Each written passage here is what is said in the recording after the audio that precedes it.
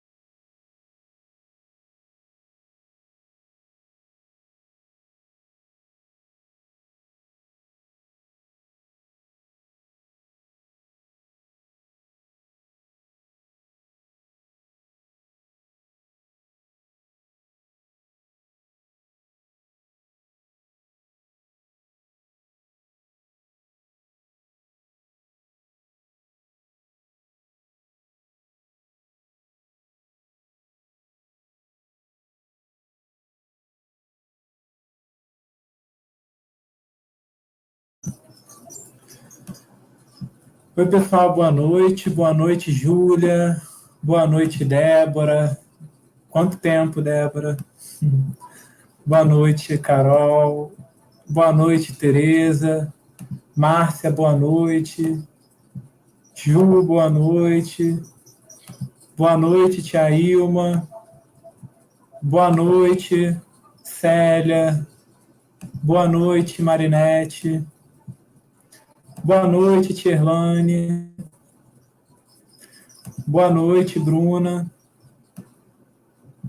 Então, pessoal, acredito que a maioria de vocês já me conheça, né? Estive aqui com vocês na terça-feira. Normalmente estou aqui toda terça-feira para a gente rezar junto o Terço da Misericórdia. E hoje, né, essa semana, nós estamos tendo uma programação um pouco diferente, né? A nossa Semana do Amigo. Nós iniciamos na segunda-feira, que era Dia Internacional do Amigo, falando sobre sermos amigos de nós mesmos, né? Praticarmos o autocuidado. E hoje a gente vai ter uma palestra com o Dr. Carlos Eduardo, que vai nos ajudar a entender um pouco melhor sobre a doença em si, né? Então a gente já falou sobre cuidado com a saúde física, cuidado com a saúde mental, saúde espiritual, e hoje a gente vai falar sobre a doença, né? É importante a gente conhecer a doença para poder se cuidar melhor. Então, boa noite, Clarice. Boa noite, Milena. Boa noite, Jacira. Boa noite, Rose. Boa noite, Cícera. Elisângela, boa noite. Iracema. Isabel. Denise. Miriam. Anne. Kéria, boa noite. Bom, gente, agora eu vou convidar, né, já temos bastante pessoas aqui, vou convidar o Dr. Carlos Eduardo para entrar na transmissão com a gente, né, vamos deixar aí as nossas mensagens para ele. Uma coisa também que eu gostaria de avisar é que ao final nós vamos abrir para perguntas. Então, quem quiser deixar sua pergunta, é só deixar lá no final, que a gente vai colocar aqui, na medida do possível, ele vai respondendo. Oi, Eduardo, tudo bem? Bem. Boa noite. Boa noite. Ó, a Tierlane deixou um comentário aqui, ó. Meu Dudu, meu Mamona, meu filho cresceu, que orgulho. Beijo, Tierlane. Então, gente, vamos dar início, né, a essa transmissão. Agora vou apresentar rapidamente o Eduardo, né? Ele pode se apresentar um pouco melhor também. O Eduardo é médico, também participou lá há muito tempo na nossa paróquia, né? Então acredito que ele já seja conhecido de muitos de vocês. E agora, né, com o que ele aprendeu na sua formação e no seu dia a dia, na profissão, ele vai ajudar um pouquinho mais a gente a compreender, né, esse cenário que nós estamos vivenciando. Antes, eu quero que a gente reze juntos, né, a oração do Espírito Santo, para pedir que ele possa infundir sobre todos nós, sobre nossas mentes, nosso coração, para que nós possamos abri-los para compreender tudo que nos for passado hoje, né, que isso possa ser importante para a gente, para que nós possamos mudar a nossa vida, nós possamos mudar a nossa forma de pensar para melhor, para que nós possamos ser melhores amigos de nós mesmos e também daqueles que estão ao nosso redor. Vinde, Espírito Santo, e enchei os corações dos vossos fiéis, e acendei neles o fogo do vosso amor. Enviai o vosso Espírito, e tudo será criado, e renovareis a face da terra. Oremos. Ó Deus, que instruíste os corações dos vossos fiéis, com a luz do Espírito Santo, Fazei que apreciemos retamente todas as coisas, segundo o mesmo Espírito, e gozemos sempre da sua consolação, por Cristo Senhor nosso. Amém. Agora também gostaria que nós rezássemos uma Ave Maria, né? Pedir para Maria, nossa mãe, que ela possa cobrir, né, o Dr. Carlos Eduardo com seu manto, para que possa guiá-lo, né, ao longo da sua palestra. Ave Maria, cheia de graças, o Senhor é convosco. Bendita sois vós entre as mulheres, e bendito é o fruto do vosso ventre, Jesus. Santa Maria, Mãe de Deus, rogai por nós, pecadores, agora e na hora de nossa morte. Amém. Bom, Eduardo, vou passar a palavra para você agora. Qualquer coisa, eu estou aqui. Boa noite a todos. Meu nome é Carlos, eu sou técnico de enfermagem da Secretaria Municipal de Saúde aqui do Rio. Sou médico formado pela UERJ, com atuação no SAMU, né, Serviço de Apoio Móvel de Urgência. Trabalho em algumas emergências públicas e particulares aqui do Rio.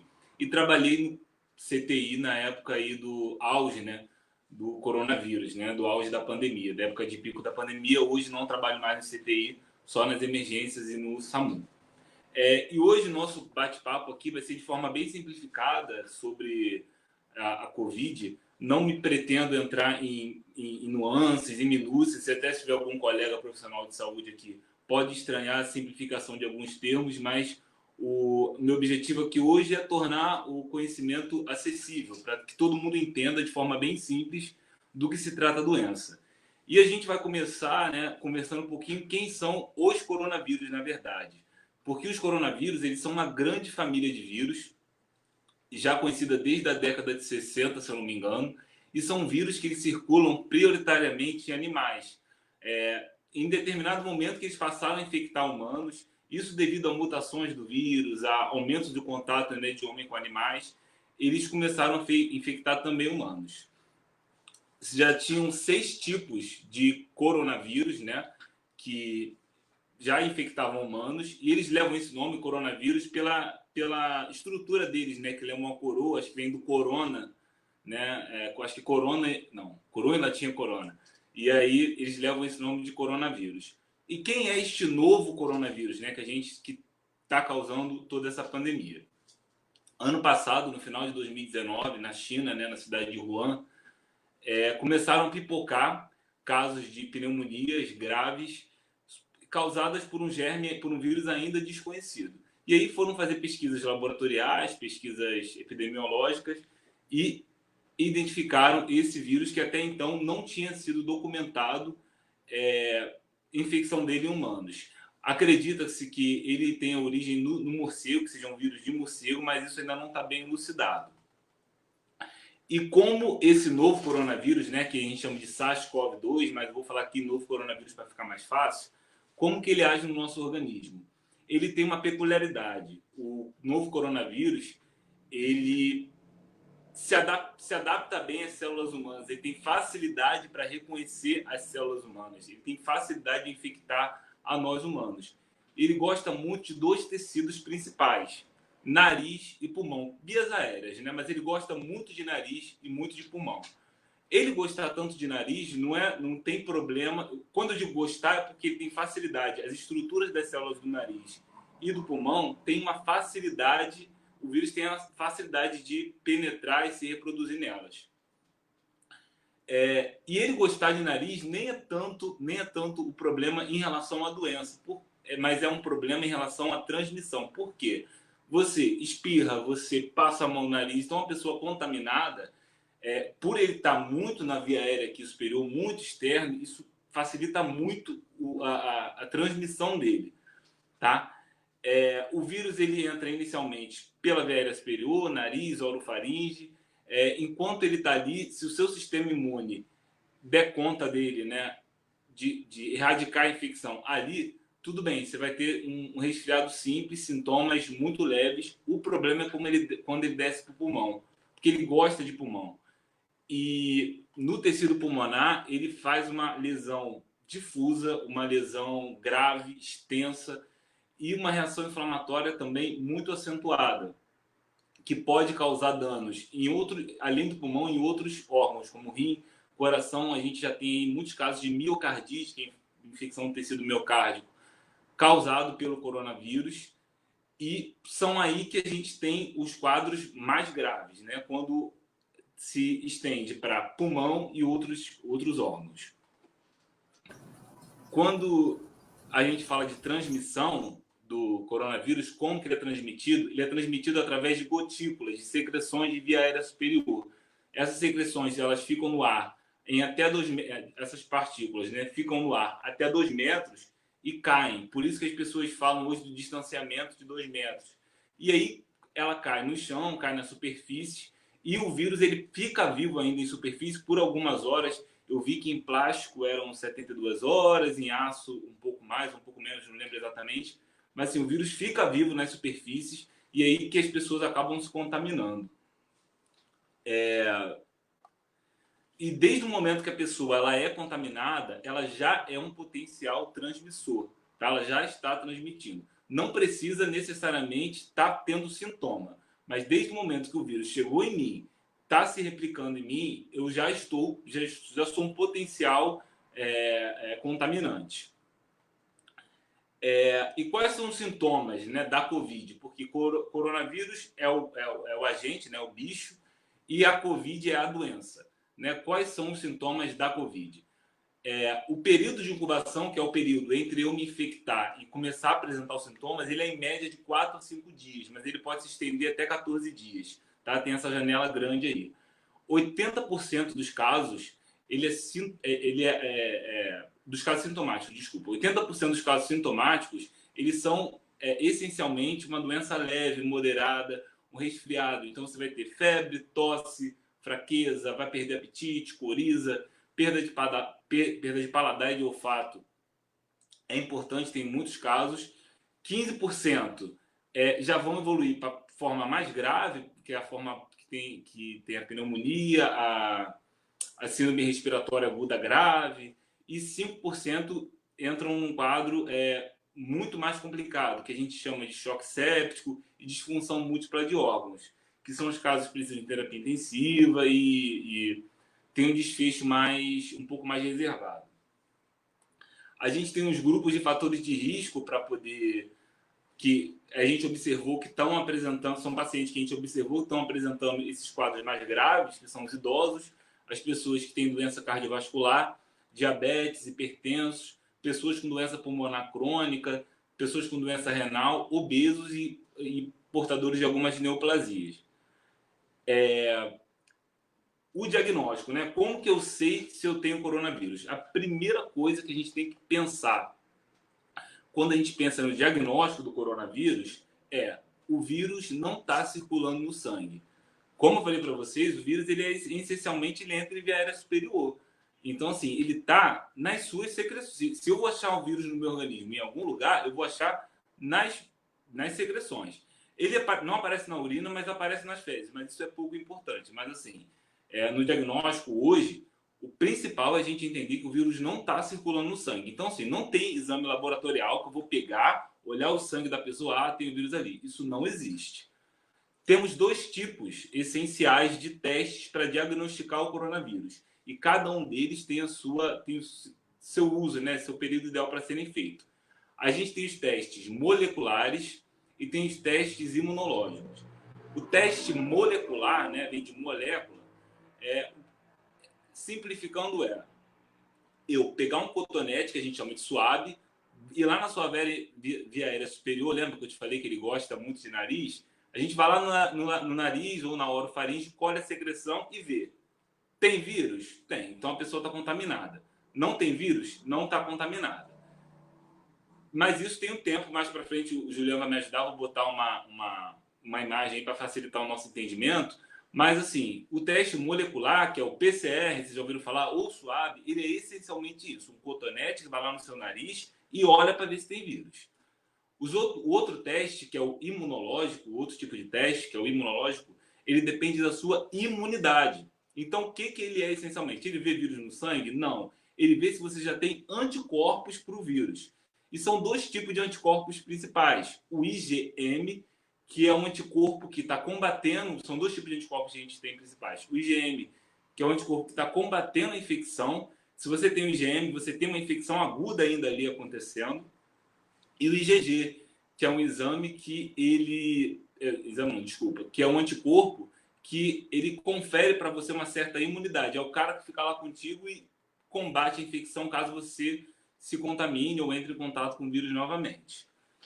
Vou pedir para o Juliano colocar aí para mim uma imagem.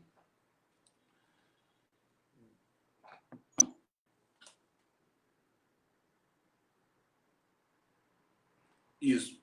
Passa outra, por favor. Desculpa, a outra. Isso.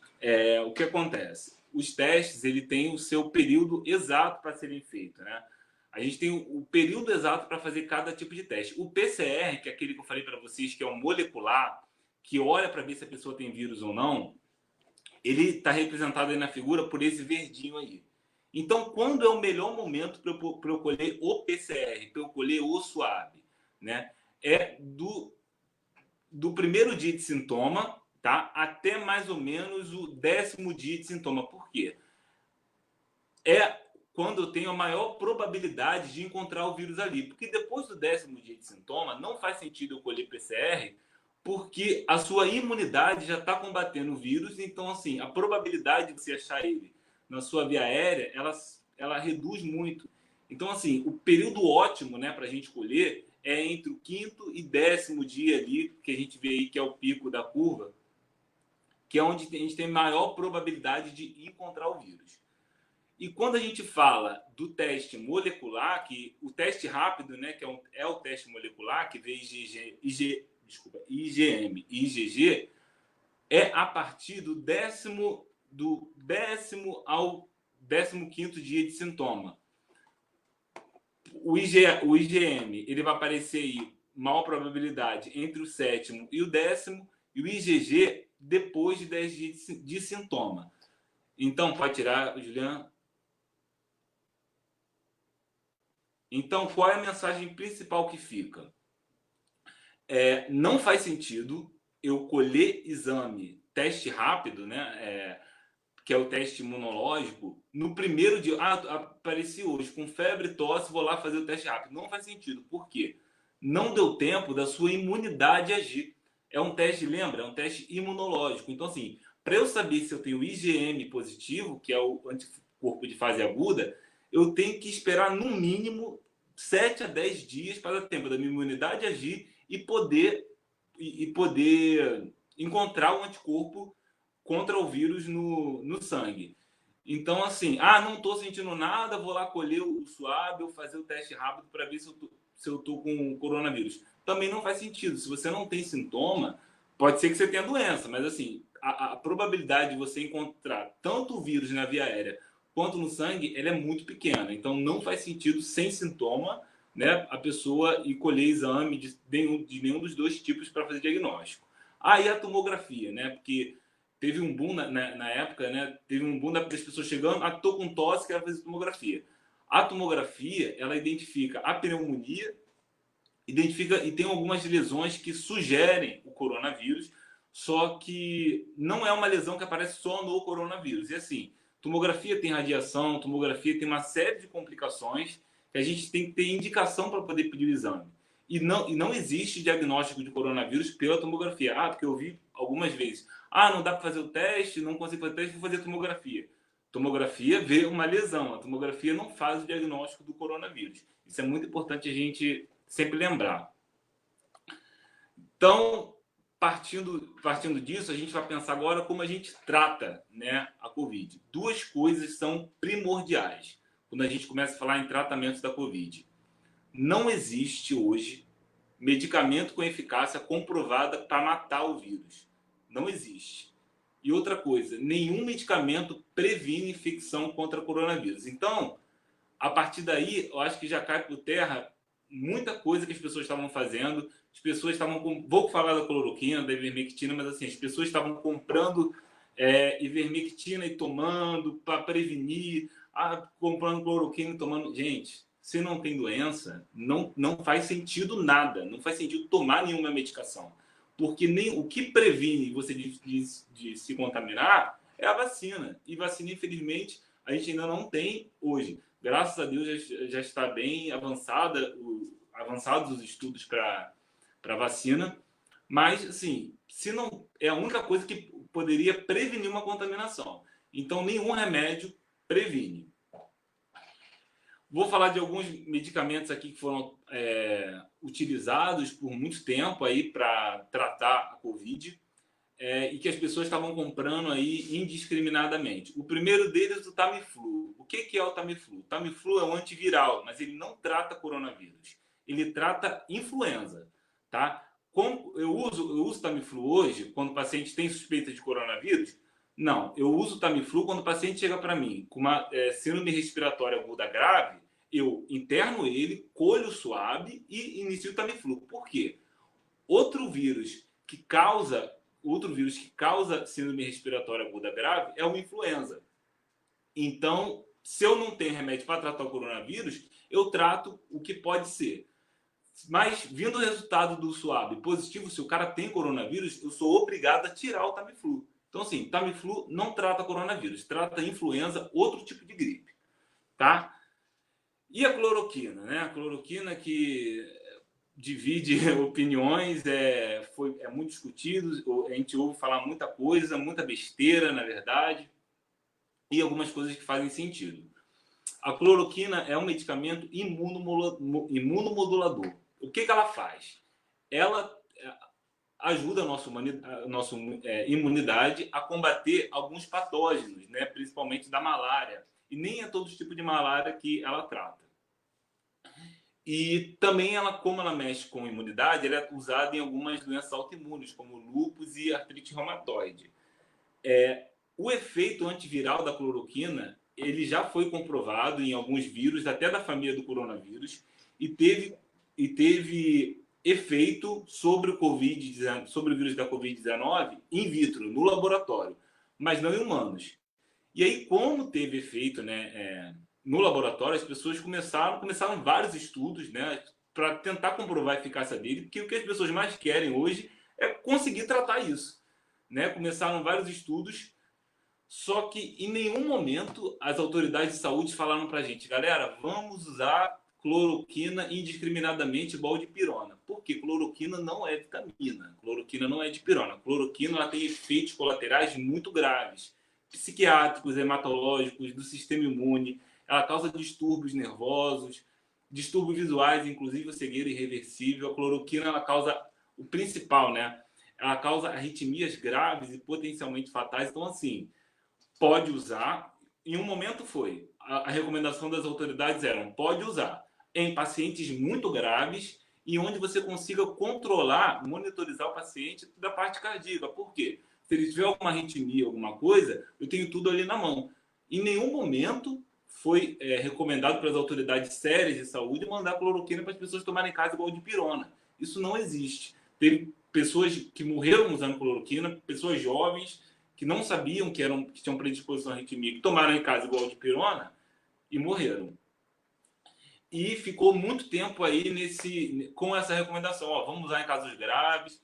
E semana passada, dia 17, a Sociedade Brasileira, né, de Infectologia, que eu acredito ser a maior autoridade para se falar de uma doença, né, infecto-contagiosa, proibiu o uso da cloroquina em qualquer estágio de doença, nem nos casos mais graves. Falou que não é para usar. Por quê? Eles publicaram, né, na nota vários artigos que comprovam que, além de não ser eficaz, ela pode ser prejudicial. Então, assim, hoje a cloroquina caiu, não se usa mais, eu não uso mais, há muito tempo já não usava, mas agora a gente tem uma nota da Sociedade Brasileira de Infectologia recomendando o abandono total da cloroquina. Azitromicina, né, que a galera saiu comprando azitromicina e clavulin, saiu comprando também, e são antimicrobianos, eles tratam essencialmente a pneumonia, não trata vírus, não mata o vírus. Vitamina C, zinco, D, a não ser que a pessoa tenha seja uma pessoa desnutrida ou tenha uma deficiência desses suplementos, também não dessas vitaminas, desculpa, não faz sentido a pessoa também repor, gastar dinheiro à toa. Ivermectina, que foi um problema, né? Até faltou ivermectina, o pessoal ficou rico aí vendendo ivermectina. A ivermectina é um antiparasitário que ela tem a ação dela comprovada contra alguns vírus. Eu vi até estudos sobre uso dela no caso da dengue. Então, assim, e tem estudos que comprovam a ação da ivermectina contra o Covid-19, o vírus da Covid-19, in vitro, no laboratório, assim como era na ivermectina, na cloroquina. Mas é aquilo, o vírus no laboratório ele se comporta de uma forma, né? Na gente se comporta de outra forma. Ainda está estudo, ainda não mandaram, não tem nenhum protocolo sério falando, usem ivermectina, mas também até agora não mandaram abandonar o uso como fizeram com a cloroquina. Minha opinião pessoal, é um remédio até barato, com poucos efeitos colaterais. Eu sou contra usar qualquer medicação sem uma comprovação científica, mas eu ainda acho menos grave as pessoas usarem ivermectina do que a cloroquina. Dexametasona. Dexametasona foi a primeira droga, né? Foi um estudo até da Universidade de Oxford, que foi a primeira droga que o uso dela em pacientes graves demonstrou um aumento da sobrevida, benefícios no uso da dexametasona em pacientes graves, que são aqueles internados, depende de ventilação mecânica ou de suporte de oxigênio. Adianta tomar ir para a farmácia, todo mundo comprar dexametasona e tomar qualquer febre que tenha? Não, não adianta, porque nos casos mais simples não teve diferença. É gastar dinheiro à toa. Ela é recomendada, hoje a gente já está fazendo os protocolos em pacientes mais graves. Outra coisa que as pessoas estão usando muito, que ainda está em pesquisa, na verdade, mas que mostrou algum benefício, tem muito estudo no Brasil, na verdade, até, é plasma convalescente, né? Que é o plasma daquelas pessoas que já tiveram coronavírus. Tem alguns resultados até positivos em relação a isso. Então, assim, resumindo, no que a gente pode usar, né, de medicação em pacientes graves é a dexametasona. Os outros, nenhum deles tem eficácia comprovada. E a cloroquina caiu completamente. O mais importante, né, se é uma doença que não tem como tratar, a gente tem como prevenir. Então, assim, a higienização das mãos ela é muito mais importante até do que o álcool em gel. As pessoas estavam muito na onda do álcool em gel, esqueceram que o mais importante, até do que o álcool em gel, é a higienização das mãos, evitar tocar olhos, nariz, evitar contato com pessoas doentes, com síndrome gripal, evitar aglomerações.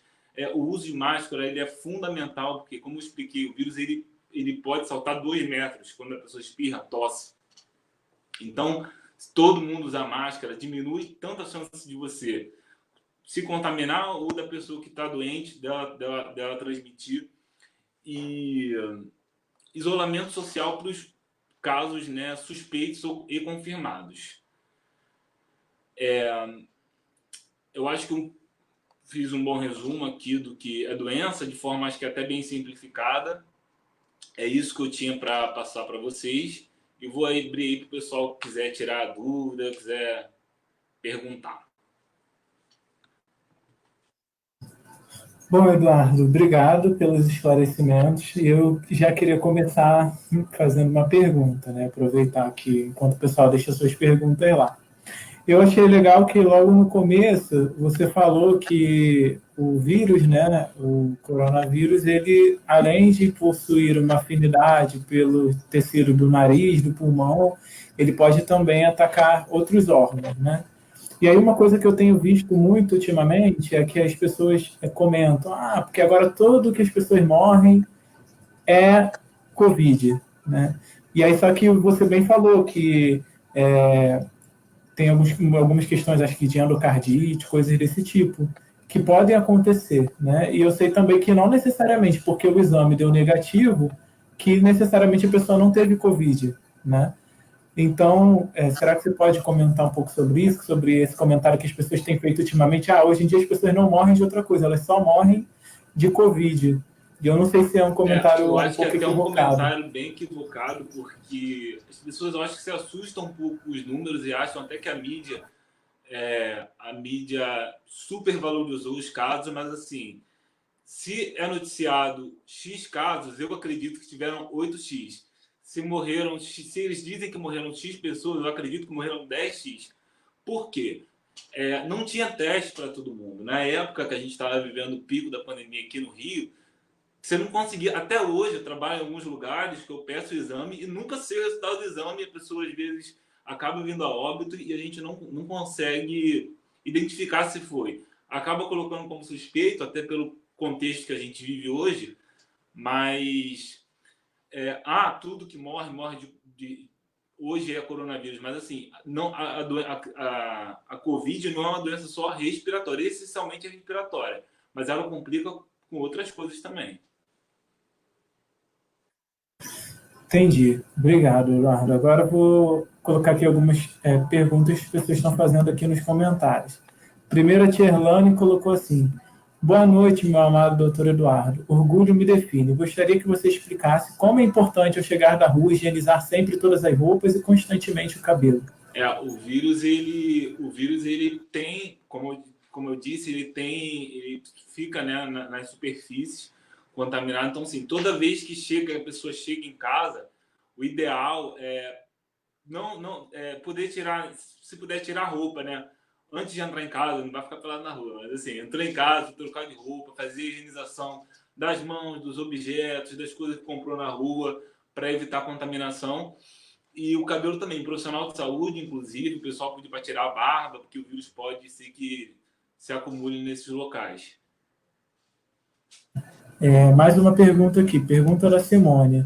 Doutor Eduardo, uma vez que a pessoa já teve a Covid-19, pode adquiri-la novamente? A Júlia também fez a mesma pergunta. Ela colocou aqui assim: quem pegou o coronavírus, pega de novo? Eu estou torcendo para que não, né? Todo mundo está torcendo para que não, mas assim, até hoje não tem nada descrito de um caso ou outro que surgiram reinfecção, mas não é uma coisa bem definida ainda. O que se tem observado é que pelo menos durante um tempo a pessoa fica imune da infecção pelo coronavírus. Legal, eu vi algumas pesquisas, né, que mostraram recentemente que parece que tem pelo menos uns 3 meses que eles conseguem identificar ainda os anticorpos no plasma, mas isso também não quer dizer que é necessariamente 3 meses, né, ainda é bastante incerto. Acho que o ideal é a gente se cuidar, né, e continuar usando máscara mesmo. A gente, infelizmente, está aprendendo na prática. É verdade. A Débora agora deixou um comentário aqui. Foi ótimo, Eduardo. Você pode explicar novamente sobre IgM e IgG? IgM e IgG. IgM e IgG são 2 anticorpos, né, que a gente produz quando entra em contato com o coronavírus e com outros patógenos. O IgM é um anticorpo de fase aguda. O que significa isso? É o anticorpo que você produz para combater o vírus naquele momento. Então, é o cara do combate que vai te ajudar a matar o vírus. E o IgG é o cara que fica ali com você, não te abandona, para evitar que você se reinfecte pelo vírus, que você se contamine de novo. Tá? Por isso, quando as pessoas falam, e se a pessoa vier IgM positivo e IgG negativo? IgM positivo que está com infecção aguda ainda, o seu organismo está combatendo, e se vier com IgM negativo e IgG positivo? IgM negativo não está mais em fase aguda e já está lá com um cara que vai te proteger para outra infecção. E se vierem os 2 positivos, muito provavelmente a pessoa está no final de fase aguda de infecção e já criando anticorpos, né, de memória. Entendi. Agora mais uma pergunta da Júlia. Eduardo, as crianças pegam o novo coronavírus? Eu estava lendo isso hoje até porque toda hora muda, mas assim, as crianças não tem ninguém está imune, né? Mas assim, o quadro grave e as infecções nas crianças são quadros bem moderados. São quadros moderados e são pouco suscetíveis às crianças. Graças a Deus. Eu li também, né, sobre essa questão das crianças, que talvez o problema seja elas passarem para as pessoas, né, disseminarem, e nem tanto o quadro nelas em si, não é isso? Como tem sintoma gastrointestinal também, eu estava conversando com uma amiga minha que é neonatologista, ela falou que o que ela viu das crianças que complicaram um pouquinho eram com diarreia e desidrata, porque criança acaba desidratando muito fácil. Então era o que acabava dando um pouquinho mais de trabalho. Mas assim, nem se compara a quantidade de adultos infectados sintomáticos com de criança. Entendi. Agora, Ana Carolina. Gostaria de saber a real situação, em sua opinião, no Rio de Janeiro. A real situação, né? Então, assim, a minha opinião, assim, na prática, né, eu vivi assim, dias muito difíceis. Todos nós, né, vivemos dias profissionais de saúde, vivemos dias muito difíceis de total colapso do sistema, de você ter que pegar respirador emprestado, não ter onde colocar, porque os pacientes realmente chegavam muito graves, muita gente doente e muito grave ao mesmo tempo. Hoje, o que se mostra é que tá em descenso o número de casos. Aqui no Rio de Janeiro, eu tenho percebido também uma diminuição, mas agora que a gente está começando a abrir tudo, né? As pessoas estão relaxando do isolamento social, tá voltando à academia, voltando à escola, voltando comércio, voltando tudo. Então, assim, eu fico apreensivo esperando para ver como que isso vai refletir em relação à contaminação. Acho que você até acabou respondendo um pouquinho uma pergunta da Débora. Ela colocou aqui: qual a sua opinião sobre a reabertura dos colégios e comércio nesse momento? É, é comércio, né? Tem uma situação, porque a crise eu acho que não foi só da saúde, né? Foi uma crise econômica também. Então, um médico ele vai responder sempre pelo viés da saúde, um economista pelo viés da economia, mas assim, eu acho que dá para se ter um meio termo, acho que dá para se tomar os cuidados. Aquilo, a pessoa vai sair para a rua para comprar o que não precisa, para ir para shopping passear, para bater perna, talvez não seja ideal, mas assim, colégio, a gente tem que pensar. Eu não vi ainda o que o prefeito aqui do Rio ele determinou para os colégios em relação à prevenção, mas tem que se pensar na estrutura que é a escola, né? Uma sala com 40 alunos, uma professora, será que ela vai conseguir manter distanciamento, os cuidados? Criança é muito mais difícil, né, da gente controlar o contato. Então, assim, eu fico apreensivo em relação ao retorno das aulas ainda nesse momento. E aquela questão também, né? Acho que a gente tem que pensar quais são as nossas prioridades no momento, né? Se é a vida ou se são algumas outras questões que às vezes a gente pode deixar de lado, pelo menos no momento, né? Agora a Jacira deixou uma pergunta, colocou: nos casos mais leves, que podem ser curados em casa, qual o medicamento que estão sendo receitados? Então, como a gente não tem remédio para tratar o vírus, a gente trata sintomas. Se tem febre, remédio para febre. Se tem dor, remédio para dor. Se tem enjoo, remédio para enjoo. E observar os sinais, né, de alerta. Se a tosse começar a ficar pior, se começar a ficar cansado, se der a falta de ar, aí vai para emergência, que a gente talvez precise entrar com outro suporte. Mas assim, quando a pessoa está em casa, com sintomas com um quadro mais leve, a gente trata essencialmente o sintoma das pessoas. Entendi. Agora uma pergunta da Penélope. Mesmo com a rua deserta, eu preciso usar a máscara enquanto faço a minha caminhada? O ideal é que sim, porque assim, às vezes a rua está deserta, mas encostou alguma coisa, como eu já expliquei, o vírus ele vive horas, às vezes até dias na superfície. Você esbarrou num carro na rua, em alguma coisa que tinha um vírus, você passou a mão no rosto, se contaminou. O uso de máscara é obrigatório do momento que bota para fora de casa. Agora, acho que você já respondeu essa pergunta, né, Simone, perguntando sobre a volta às aulas presenciais, se você acha que são seguros. A Camila também colocou assim: será que é esperto as crianças retornarem às aulas? Acho que você já acabou respondendo, né? Agora, Débora, também um assunto que acho que você já comentou. É verdade que o vírus fica suspenso no ar? O vírus fica suspenso no ar, principalmente durante alguns procedimentos que a gente faz em ambiente hospitalar, como, por exemplo, nebulização, alguns outros procedimentos que a gente manipula via aérea. Pode ser que o vírus fique suspenso no ar até 3 horas, mas assim, não é uma forma importante de contaminação na comunidade. É mais no ambiente hospitalar. Josiana deixou aqui outra pergunta. Há algum medicamento contraindicado nos casos suspeitos? Eu li que corticoide podia aumentar a replicação viral e anti-inflamatórios, que as pessoas estavam usando muito ibuprofeno e tal, pedindo para dar uma segurada em relação ao ibuprofeno.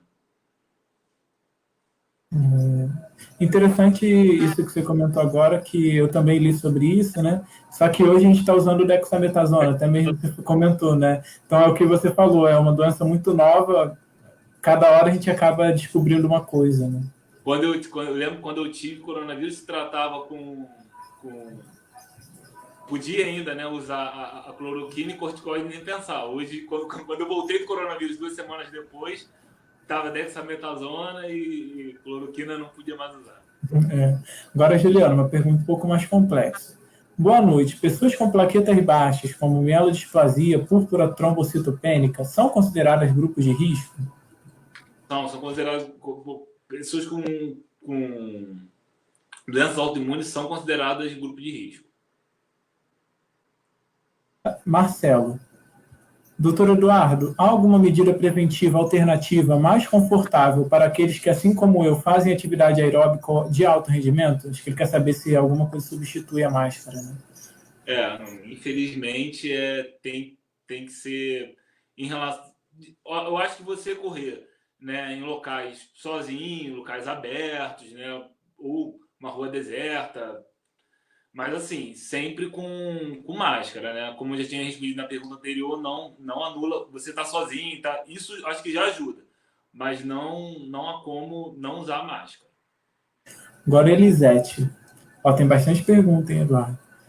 Crianças com armas em controle estão no grupo de risco? Sim, qualquer doença pulmonar crônica entra no grupo de risco.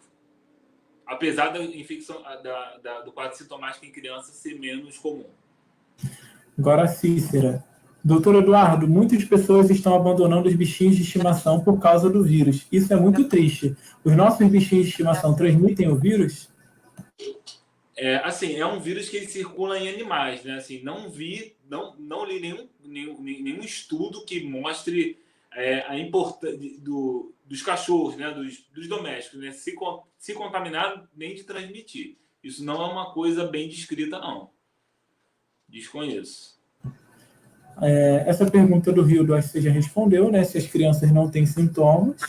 Geralmente são assintomáticas. Crianças, graças a Deus, ou é um quadro bem leve ou não tem sintomas.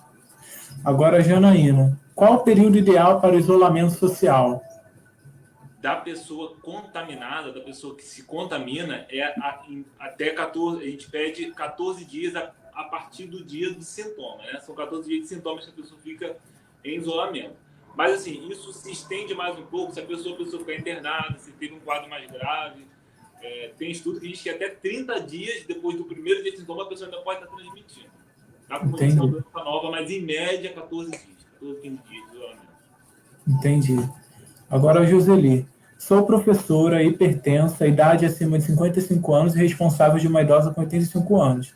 Com a suposta volta às aulas presenciais, é aconselhável que eu volte ao trabalho presencial? Essas questões me asseguram continuar em casa?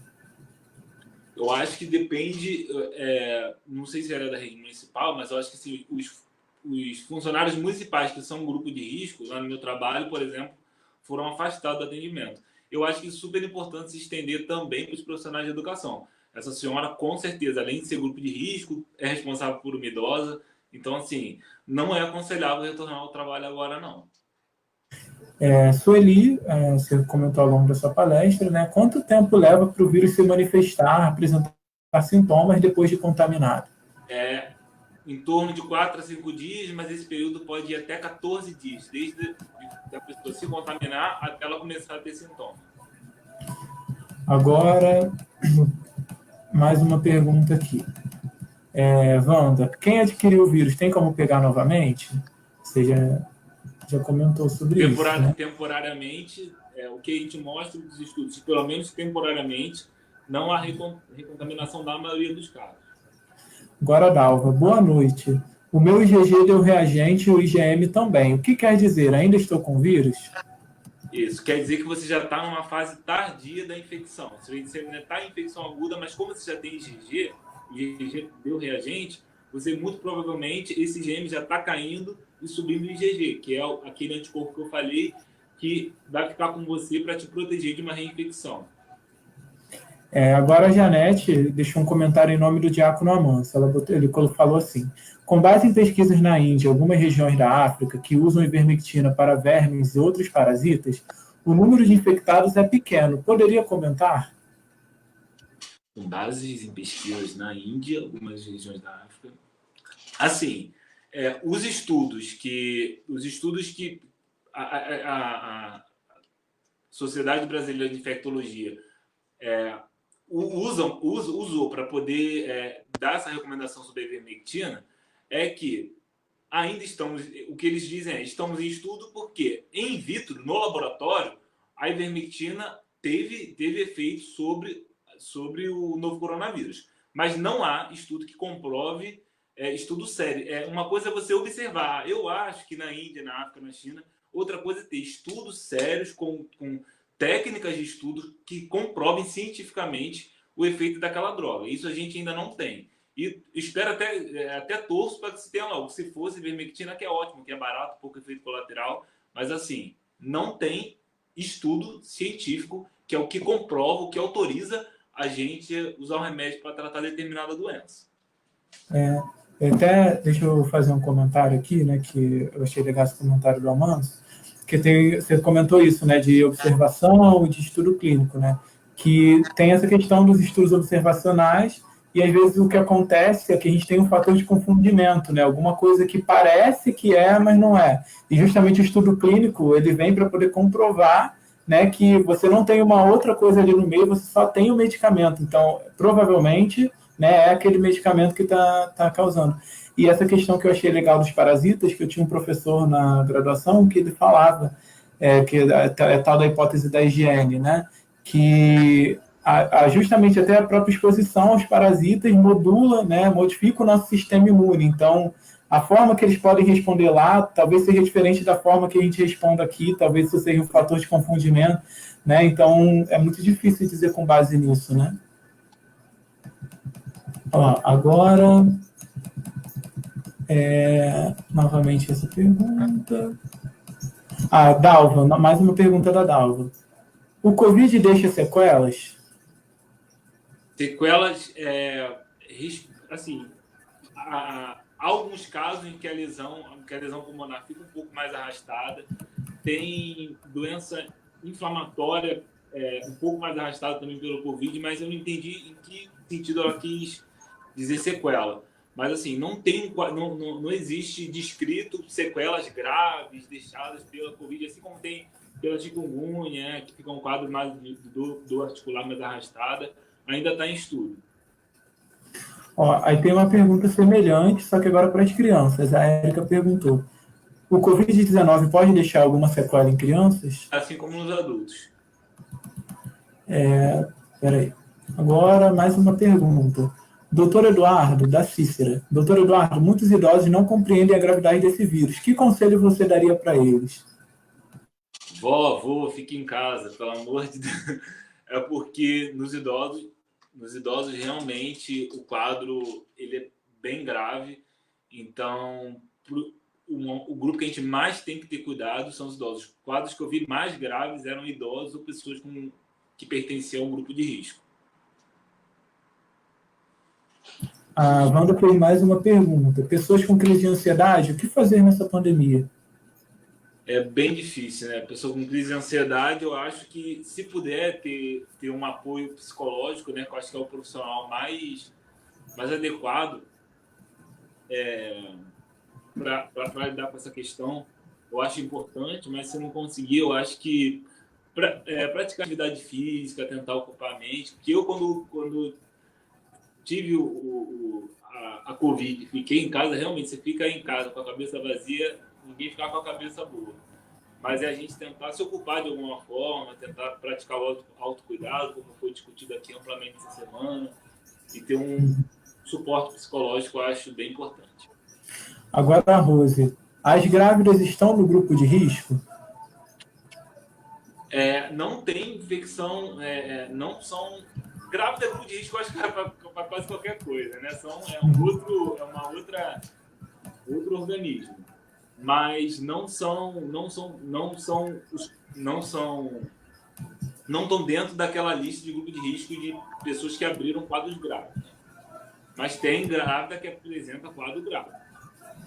Ó, agora que eu acho que uma pergunta bem interessante da Dalva. A Dalva foi aquela que disse que estava com IgM positivo e IgG positivo. Ela perguntou: eu com esse IgM e IgG reagente, ainda posso contaminar ainda alguém? Pode. Enquanto houver, não é nem tanto pelo quadro do IgM do IgG, né? Mas sim pelo IgM, porque o IgM indica que você ainda tem vírus ali sendo combatido. Mas assim, quanto mais vai se afastando do início dos sintomas, é menos provável que você contamine alguém, tá?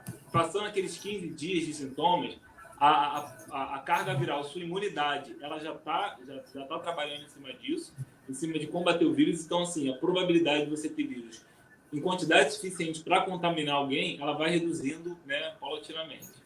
Uhum.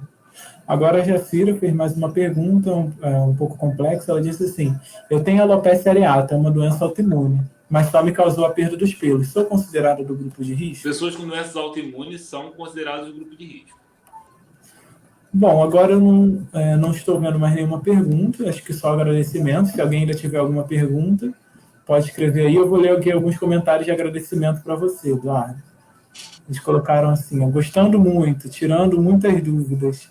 A Tirlane também foi só agradecimentos. Ela colocou aqui, ó: excelente, Juliana e doutor Eduardo. Muito orgulhosa dessa nova geração da Paróquia São José Operário. Construtores de uma história de sucesso. Vocês estão fazendo a diferença. Beijo, Tirlane. Renata colocou: melhor médico. É primo. Jacira, obrigado, foi muito bom. Janaína, doutor Eduardo, parabéns pela clareza. Vanessa, excelente, Juliana e Eduardo Fernandes. E aqui teve um comentário da Suzilane, que houve uma pergunta, né, sobre o fato de a gente poder ou não pegar Covid mais de uma vez. Ela botou assim: ó, eu fui medicada por um médico que teve 2 vezes o Covid. Interessante, né? Interessante. E aí ela colocou aqui, ó, e a segunda vez que ele teve o processo foi mais agressivo. Aí ela quer saber se tem alguma explicação, eu acho, né? Ela botou aqui um porquê. Sim, como são casos assim, né, mais raros, eu não encontrei, né, nenhum estudo que descreva casos mais graves numa reinfecção. Que deveria ser essencialmente até o contrário, né? Se a gente for pensar pela lógica, a pessoa já teve um contato, já tem anticorpos contra aquilo, deveria ser o contrário, né? Uhum. Não sei dizer o porquê que nesse caso especificamente foi mais grave.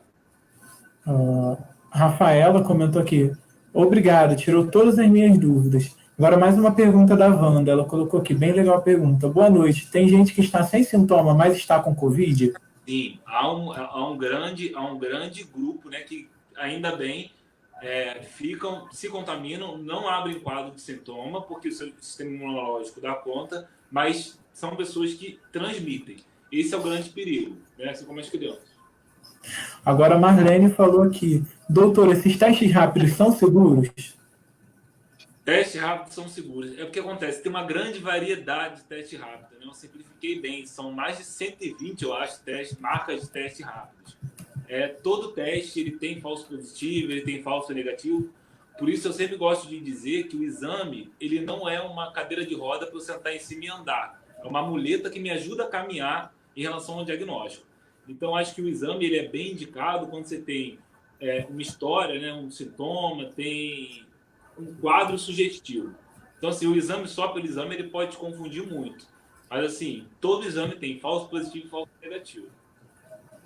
Agora mais um comentário da Tirlana. Ela colocou aqui: PASCOM superou até hoje nossas expectativas. Parabéns, Juliano. Parabéns, doutor Eduardo. Vocês nos trouxeram reflexão e aprendizagem de forma clara e consciente. Doutor Eduardo, receba nossos carinhos em nome de todos os representantes da saúde, assim também como o Juliano. Nossos aplausos. Obrigado, Tirlana. Agora a Rosângela: com muito orgulho, satisfação e felicidade ver que você se tornou esse brilhante e competente médico. Parabéns. Beijo. Olha, agora a Júlia deixou mais uma pergunta. Vamos ver mais essa pergunta para a gente poder finalizar a transmissão. Ela colocou aqui: teve alguém sendo administrado com cloroquina e obtendo resultado positivo? É aquilo. a gente não pode afirmar... eu usei cloroquina no CTI em algum momento, cheio de cuidados, cheio de ressalvas, né? A gente usou cloroquina, mas assim, eu não posso afirmar, né? Até porque os estudos, quem sou eu diante dos estudos que comprovam cientificamente que ela não tem um bom efeito, né? Não tem um efeito positivo. Então, se eu não posso afirmar quando a gente usou que foi devido à cloroquina, porque assim, não é só cloroquina, é um suporte ventilatório adequado, é uma equipe multidisciplinar, uma boa enfermagem, uma boa fisioterapia, uma boa fono. Então, assim, são muitas coisas que fazem o paciente grave melhorar, entendeu? Entre elas, a cloroquina era uma opção. Mas, assim, não posso... Os estudos hoje dizem que não tem, é cientificamente comprovado que não tem benefício. Entendi. Bom, agora só uns comentários aqui para finalizar. Ana Carolina colocou assim: parabéns à paróquia pela iniciativa. Doutor Eduardo e Juliano foram excepcionais. Deus os abençoe. Emanuel, muito orgulhosa de você. Obrigado, doutor Eduardo Fernandes. Vivi colocou aqui: ótimo, muito esclarecedor. É um privilégio trabalhar com você. Amiga Vivi. Bom, Eduardo, acho que foi isso, né? As pessoas já deixaram aqui as suas perguntas, estamos atingindo quase 1 hora. Já tem bastante gente aqui online, quase 90 pessoas. Você estava um pouco nervoso, né? Mas deu tudo certo. Foi muito obrigado. Foi muito bom. Muito obrigado pelos seus esclarecimentos, foi muito claro. Né? Agradeço em nome de toda a paróquia, em nome de todas as pessoas, né, que participam lá dos nossos grupos. Como eu tinha mencionado, né, para ti, infelizmente, às vezes as pessoas não têm informação e às vezes ela não é passada da forma correta, né, e as pessoas acabam se confundindo. Então, muito obrigado mesmo pela sua disponibilidade, né, em poder ajudar. Obrigado pelo convite, adorei. E eu acho que o principal que fica disso tudo é o que esse vírus, né, o que essa doença nova quer mostrar para a gente. Eu acho que a humanidade, a gente precisa sair melhor disso tudo, a gente precisa valorizar mais o que é importante para a gente e valorizar menos quem somos, né? Porque diante de uma doença dessa, eu acho que veio para mostrar que somos todos iguais, né? Nós somos todos iguais, todos vulneráveis igualmente. Então, acho que o mais importante, depois que isso tudo passar, que eu tenho fé que vai passar, é a gente tirar boas lições e bons aprendizados desse momento tão difícil. Amém. Agora, a Clarice, um comentário especial para você. Ela deixou assim: Eduardo, manda um beijo para os Jujubas. Um beijo para os melhores amigos do mundo. Bom, é isso, gente. Agradeço a participação de todos aqui. Né? Foi muito bom compartilhar esse momento com vocês. Quero avisar que ainda temos, né, mais uma palestra amanhã. E espero que vocês possam participar conosco também para aprender, né, um pouco sobre alimentação e Covid. Né? Então, como que a nossa alimentação pode nos ajudar nesse momento. Né? Então, conto com a participação de vocês no mesmo horário, às 8 horas. E é isso. Obrigado a todos. Eduardo, você quer falar mais alguma coisa? Não. Só agradecer o convite, foi ótimo. Também adorei compartilhar aí com vocês esse conhecimento. Tá bom. Valeu. Tchau, gente. Boa noite.